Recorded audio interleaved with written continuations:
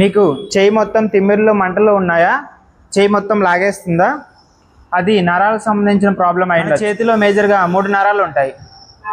ఒకటి median, 2 ulnar, ఇంకోటి radial. మీ చేతిలో ఉన్న మన మీడియన్ నర్వ్ ఇలా వస్తుంది.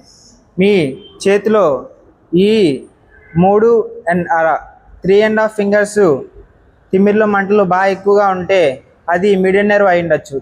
దాన్ని తగ్గించుకోవడానికి చెయ్యి ఇట్లా పెట్టి మణికట్టు ఇట్లా అని ఇట్లా చేయాలి. మీ median nerve glide and mobilize అయ్యి మీ తిమ్మిరిలో మంటలు నొప్పి తగ్గుతుంది. నెక్స్ట్ మీ చేతిలో ఈ 1.5 ఫింగర్స్, ఈ చివరి 1.5 ఫింగర్స్ తిమ్మిరిలో మంటలు ఎక్కువగా ఉంటే అది అల్నార్ నర్వ్ వల్ల అయిండొచ్చు. దీనివల్ల మీ ulnar nerve glide and mobilize అయ్యి మీ తిమ్మిరిలో మంటలు తగ్గుతాయి.